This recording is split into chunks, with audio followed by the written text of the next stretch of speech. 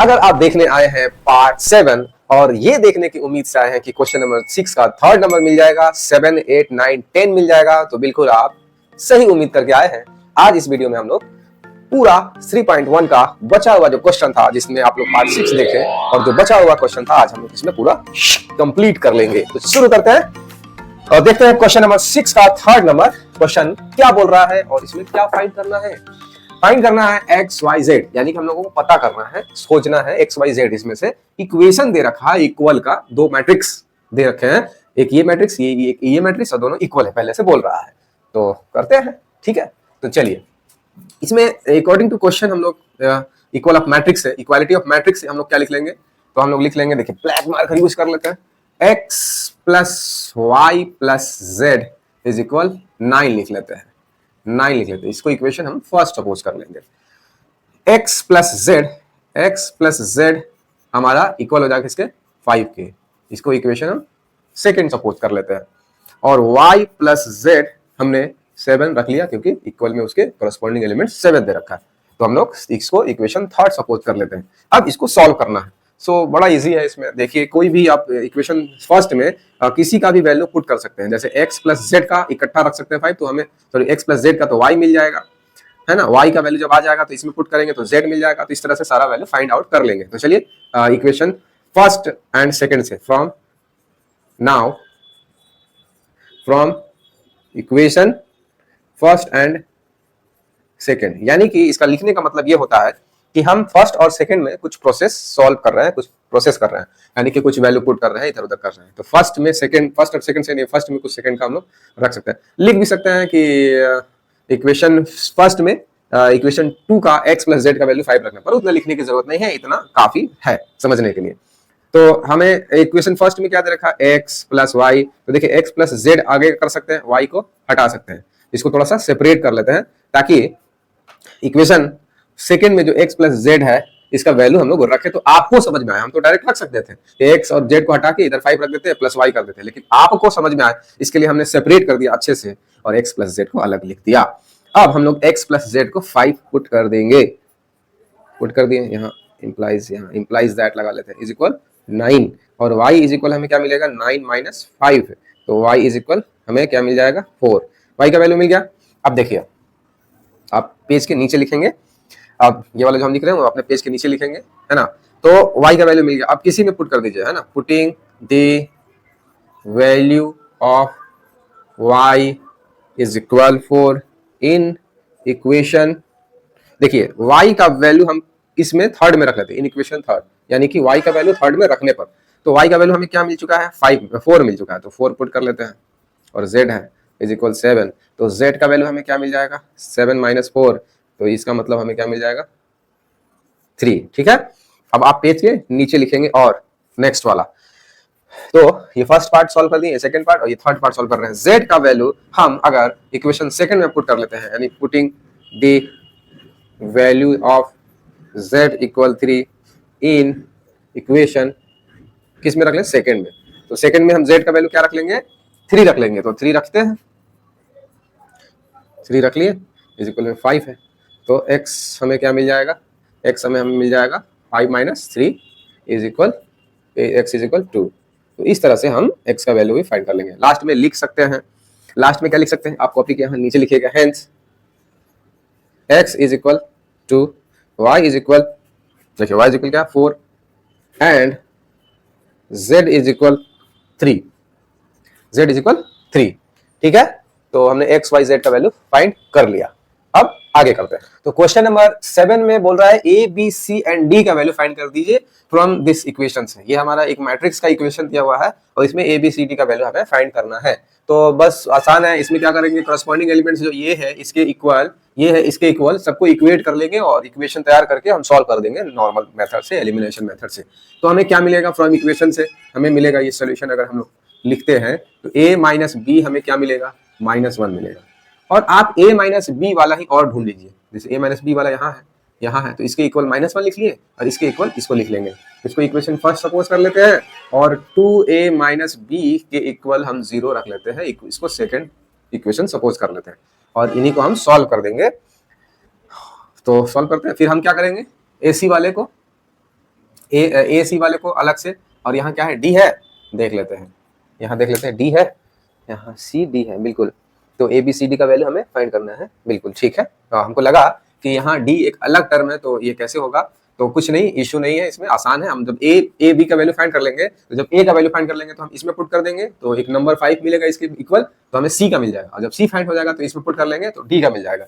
तो पहले तो इस इक्वेशन से हमें 1 और 2 से सॉल्व करना होगा, और इसको सॉल्व करके ए बी का वैल्यू फाइंड करना होगा। तो देखिए फ्रॉम इक्वेशन, इन दोनों को क्या करेंगे, दोनों इक्वेशन से सॉल्व करेंगे तो इन दोनों को ऐड कर लेते हैं या सब्ट्रैक्ट कर लेते हैं। सब्ट्रैक्ट करने से क्या होगा कि साइन बदल जाएगा, इनका माइनस हो जाएगा, इनका प्लस हो जाएगा, और ये माइनस बी और प्लस बी कैंसिल हो जाएगा।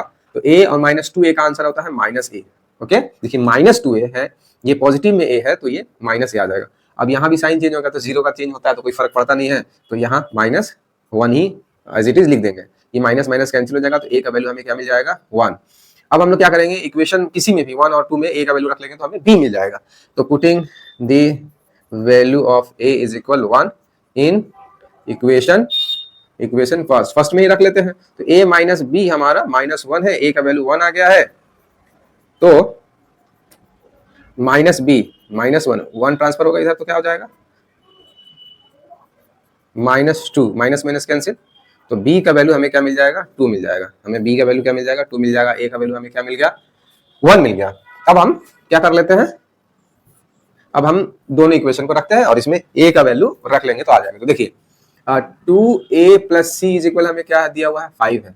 तो a का वैल्यू हमें क्या मिल चुका है, a का वैल्यू हमें मिल चुका है 1। तो इसमें a इज इक्वल सिंस लिख लेंगे, सिंस a इज इक्वल 1, तो 1 पुट करेंगे इसमें, तो 2 into 1 plus C is equal 5, यानी 2 plus C is equal 5।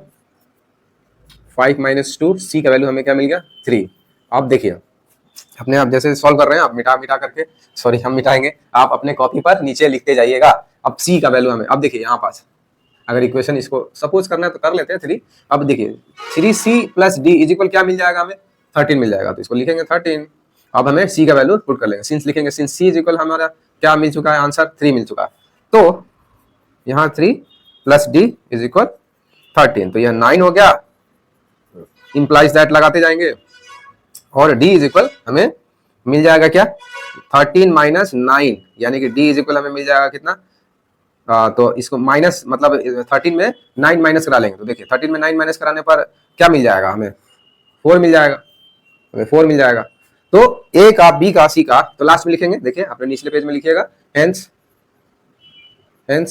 a is equal 1, b is equal 2, c is equal 3 and d is equal 4 answer. ठीक है, तो हमने 7 को सॉल्व कर लिया। ठीक है, अब हम 8 में आते हैं। 8 में क्वेश्चन दिया है कि A एक मैट्रिक्स है और मैट्रिक्स के अंदर वाले एलिमेंट को Aij लिखते हैं और उसका ऑर्डर को m/n लिखते हैं। तो एक मैट्रिक्स है A जिसका ऑर्डर m/n है, जैसे कुछ भी मैट्रिक्स का होता है 3/2, 4/3, 2/2 जो भी होता है, तो ये ऑर्डर दिया हुआ है, ये पता नहीं है कितना है, लेकिन बोला इज अ स्क्वायर मैट्रिक्स, बोला है कि ये मैट्रिक्स स्क्वायर मैट्रिक्स होगा अगर, इफ, क्या कंडीशन है कि स्क्वायर मैट्रिक्स होगा।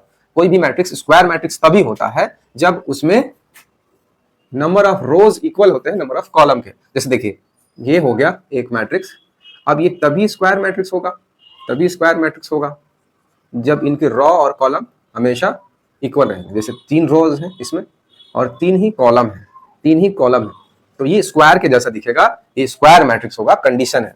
ये m लेस देन n क्या होता है, देखिए समझिए, ये नंबर ऑप्शन का पोस्टमार्टम कर लेते हैं। m लेस देन n, देखिए m क्या है, रोज है, और n क्या है, कॉलम है, कॉलम है। तो रो छोटा रहेगा, कम रहेगा, कॉलम ज्यादा रहेगा, कॉलम ज्यादा रहेगा। जैसे कि कॉलम ज्यादा रहेगा, जैसे कैसे, जैसे 3, 2, 1, ये कॉलम ज्यादा है, इसके अंदर कॉलम ज्यादा है, देखिए 1, 2, 3 कॉलम है, लेकिन रो क्या है, एक ही रो है, तो ये रो 1 ही है, कॉलम ज्यादा है, देखिए है ना, एक रो कितने, एक ही है, कॉलम क्या है, ज्यादा है। तो ये कैसा मैट्रिक्स कहलाएगा, तो ये रेक्टेंगुलर मैट्रिक्स कहलाने लगता है। कैसे कहलाने लगता है, रेक्टेंगुलर, रेक्टेंगुलर मैट्रिक्स कहलाने लगता है ये। ठीक है, ये आपको रेक्टेंगुलर मैट्रिक्स के कैटेगरी में आ जाएगा। चाहे ऐसा हो तो भी ये रेक्टेंगुलर मैट्रिक्स के अंदर आ जाएगा, और तो अगर ऐसा हो तो ये भी रेक्टेंगुलर मैट्रिक्स के कैटेगरी में आने लगेगा। उतना डीप क्वेश्चन पूछता नहीं है, वैसे हम आपको कैटेगरी बता दी कि अगर ऐसा होगा तो क्या होगा, लेकिन जब दोनों इक्वल होंगे तो स्क्वायर हो जाएगा। तो सो इजी कॉन्सेप्ट है ये, तो आइए क्वेश्चन नंबर 9 देखते हैं। अब जैसे कि क्वेश्चन नंबर 9 दिया हुआ है कि which of the given values of X and Y, X और वाई की कौन से वैल्यू के लिए make the following pair of matrices, ये एक मैट्रिक्स है, ये मैट्रिक्स है, दो पेयर ऑफ मैट्रिक्स है, इक्वल होंगे। यानी ये जो पेयर ऑफ मैट्रिक्स जो है, ये जो मैट्रिक्स का जो जोड़ी है वो एक्स और वाई के कौन से वैल्यू के लिए दोनों इक्वल होंगे। यानी ये बोल रहा है, इस तरह से ये भी बोल सकते हैं कि इक्वल होने के लिए एक्स और वाई के वैल्यू को क्या होना पड़ेगा। तो चेक करते हैं, वही इक्वालिटी ऑफ मैट्रिक्स से सॉल्व करेंगे और देखेंगे कि एक्स और वाई की पॉसिबल वैल्यू क्या मिल सकते हैं हमारे यहाँ पास। तो सॉल्व कर लेते हैं। जैसे देखिए 3x, सोल्यूशन देखिए 3x प्लस 7 के बदले हमें क्या दे रखा है 0, क्योंकि ये कॉरस्पॉन्डिंग एलिमेंट्स के इक्वल 0 हो जाएगा। ठीक है, यानी x का वैल्यू यहाँ से क्या मिल जाएगा -7/3। 7 को उधर ट्रांसपोज किए, 3 को इंटू से डिवाइड किया, x का वैल्यू हमें मिल गया। अभी देखिए y इज इक्वल 8 मिल जाएगा हमें, मतलब y प्लस 1 इज इक्वल क्या मिल जाएगा हमें 8 मिल जाएगा। तो y का वैल्यू हमें क्या मिल जाएगा यहाँ से 7 मिल जाएगा। चलिए x का वैल्यू मिल गया, y का वैल्यू मिल गया। इसके तो नंबर के इक्वल इसको रख सकते हैं, तो इसको भी रख सकते हैं। देखिए सब चेक करना है, ऐसे में आपको सब चेक करना है। तो 5 के इक्वल क्या हो सकता है y माइनस 2, वो 2 को इधर ट्रांसपोज करेंगे तो y का वैल्यू हमें 7 मिल जाता है। चलिए ये भी ठीक है, यहाँ तक y का वैल्यू बराबर मतलब 7 7 ठीक है, एक ही वैल्यू आएगा y का। x का वैल्यू -7/3, एक और x है, उसको भी थोड़ा सॉल्व करके देख लेते हैं कि क्या। अभी यहाँ देखते हैं कि x का वैल्यू क्या मिलता है। तो देखिए क्या मिलता है, देख लेते हैं। तो इधर क्या करते हैं, 3x को इधर ले आते हैं, पॉजिटिव हो गया, 4 इधर आ गया, माइनस हो गया, बस 3 -3x को उधर ट्रांसपोज कर दिया है। तो ये क्या हो जाएगा -2 और ये हो जाएगा 3x। तो यहाँ x का वैल्यू क्या मिलेगा, 3 डिवाइड में चला जाएगा तो -2/3 x का वैल्यू मिल गया। यानी हमारे पास x का वैल्यू क्या मिल रहा है -2/3। यहाँ x का वैल्यू -3/2 और यहाँ देखिए यहाँ x का वैल्यू -7/3। एक ही इक्वेशन में x का अलग अलग वैल्यू होना ये बताता है कि इक्वेशन में कुछ गड़बड़ है, कुछ लोचा है। तो ऐसे इक्वेशन जब एक ही वैल्यू, एक ही वेरिएबल के लिए, x के लिए, y के लिए, कुछ भी के लिए अलग अलग वैल्यू मिले तो not possible to find, answer के कैटेगरी में आता है। समझ गया क्यों ऐसा हुआ, क्योंकि x का यहाँ कुछ और है, यहाँ कुछ और है, x का एक ही वैल्यू होना चाहिए कंडीशन को फॉलो करने के लिए। समझ गए, तो ऐसे क्वेश्चन में पॉसिबल नहीं है कि फाइंड कर सकते हैं। चलिए क्वेश्चन नंबर 10 देखते हैं। ये देखिए क्वेश्चन नंबर 10 जो है इसमें बोलता है कि the number of all possible matrix, यानी कि जितने भी पॉसिबल मैट्रिक्स हो सकते हैं उनके कितने नंबर होंगे, मतलब कितने मैट्रिक्स बन सकते हैं ऑफ ऑर्डर 3/3। ऑर्डर क्या होना चाहिए, मैट्रिक्स का 3/3 होना चाहिए। तो 3/3 का कितने मैट्रिक्स बन सकता है और उसमें एलिमेंट कौन सा रखना है, विथ ईच एंट्री, एंट्री मतलब जो एलिमेंट का जो एंट्री होगा, एलिमेंट होगा वो 0 और 1 हो सकता है। या तो आप 0 रख लीजिए या 1 रख लीजिए, दोनों में से कोई भी रख लीजिए। ठीक है, तो और मतलब होता है कुछ भी, या कुछ भी रख लीजिए। ठीक है, अगर कहा जाए कि 1/1 का मैट्रिक्स बनाइए, कितने बाई कितने का 1/1 का मैट्रिक्स बनाइए, केवल 1/1 का। एग्जांपल के थ्रू समझा रहे हैं इसको कि 3/3 मैट्रिक्स बनाना है, तो बहुत सारे मैट्रिक्स हो जाएंगे भाई। मैट्रिक्स के अंदर बहुत सारे मैट्रिक्स बन जाएंगे हमें। जैसे 3/3 का मैट्रिक्स का मतलब क्या होता है, कुछ इस तरह का मैट्रिक्स होना चाहिए, कुछ इस तरह का मैट्रिक्स होना चाहिए, इस तरह से मैट्रिक्स होना चाहिए। ठीक है, और ये 3/3 का कहलाता है मैट्रिक्स। तो हम बोल रहे हैं कि अगर आपको कहा जाए कि 1/1 का मैट्रिक्स बनाइए, मतलब ऐसा केवल एक एलिमेंट होना चाहिए, 1/1 में एक ही एलिमेंट होता है, आप उसमें 0 और 1 रख सकते हैं। आप 0 रखें चाहे 1 रखें, तो आपका आंसर होगा कि सर ऐसे ऐसे तो 2 मैट्रिक्स बना सकते हैं। कैसे, एक 0 रख करके एक मैट्रिक्स, बोले ना कि यहाँ 0 भी रख सकते हैं या और मतलब या 1 भी रख सकते हैं। तो एक मैट्रिक्स 0 वाला हो गया, एक मैट्रिक्स 1 वाला हो गया, 2 मैट्रिक्स बन गया इस तरह से। ठीक है, अब बोले हम कि आप 2/2 का मैट्रिक्स बनाइए, 2/2 का मैट्रिक्स बनाइए। ठीक है, तो आप कहेंगे कि सर कुछ इस तरह से मैट्रिक्स बनाने के लिए आप बोल रहे हैं, आप इस तरह से मैट्रिक्स बनाने के लिए बोल रहे हैं, और इसमें हम बोलेंगे कि यही कंडीशन है कि आप 0 भी रख सकते हैं और 1 भी रख सकते हैं, रिप्लेस कर सकते हैं। तो आप कितने टाइप्स के मैट्रिक्स बना सकते हैं, तो सर बहुत सारे, मतलब हमारी मर्जी है। यहाँ पास हम 0 जहां रखना चाहें 0 रख लें, जहां 1 रखना चाहें 1 रख लें। हाँ, सेम नहीं होना चाहिए, एक ही टाइप का मैट्रिक्स सेम नहीं होना चाहिए। तो हम ऐसा कर सकते हैं। तो देखिए इसके तो बहुत सारे बन जाएंगे, बना के देखते हैं कितने बन जाएंगे। इसका आंसर करना बड़ा आसान है, लेकिन हम कॉन्सेप्ट समझा रहे हैं, उसको समझिए। अगर चेंज कर दिया क्वेश्चन तो क्या होगा, तो 0 और 1 पर 2/2 का मैट्रिक्स हमें बनाना है। ठीक है, तो एक तो मैट्रिक्स ऐसा हो सकता है, एक तो मैट्रिक्स ऐसा हो सकता है कि 0 0 0 0, सभी जगह 0 0 0 0 रख लिए। ठीक है, एक मैट्रिक्स तो ऐसा हो सकता है कि 1 1 1 1 ये रख लिए, ये भी बन सकता है। ठीक है, देख लो। ठीक है, अब देखो वैसे इसका मैट्रिक्स जो बन के तैयार होगा, इसमें जो मैट्रिक्स बन के तैयार होगा वो हो जाएगा देखो वो जो हो जाएगा, कितने और नंबर दिए हुए हैं आपके 0 और 1, ये कितने नंबर है, ये 2 है, ये कितने हैं 2 है, 2 है। और ऑर्डर जो होता है, ऑर्डर जो होता है, ऑर्डर वो पावर में आता है, वो पावर में आता है। तो ये कितने हैं, ये क्या है नंबर है, ये क्या है नंबर, नंबर्स दिए हुए हैं, जो एलिमेंट्स जो दिए हुए हैं, नंबर्स जो दे रखे हैं वो हो जाता है नीचे, और ऑर्डर जो होता है वो हो जाता है आपका पावर में। तो देखिए यहाँ पास हमने क्या बोला कि 2 एलिमेंट है और पावर कितना, ऑर्डर का ऑर्डर मतलब 2/2, तो 2/2, तो यहाँ कितने हो जाएंगे 4, यानी टोटल कितने हो जाएंगे 16, 2 2 जा 4, 4 2 जा 8, 8 2 जा 16, यानी 16 मैट्रिक्स तैयार हो गए ऐसे ऐसे।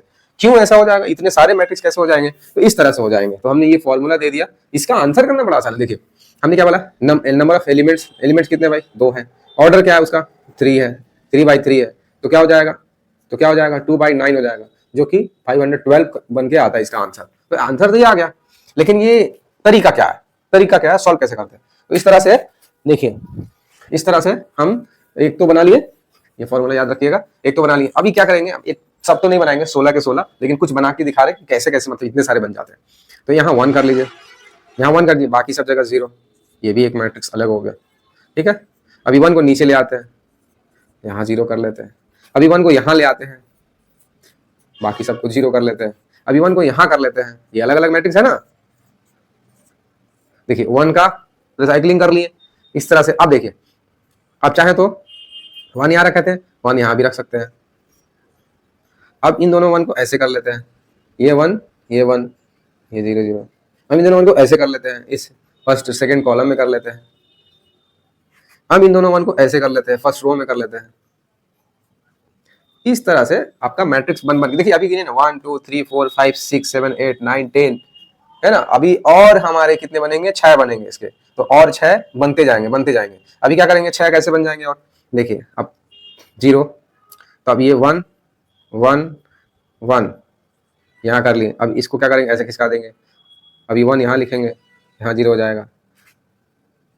अभी 1 यहाँ लिखेंगे, 1 1 1, यहाँ 0 हो जाएगा।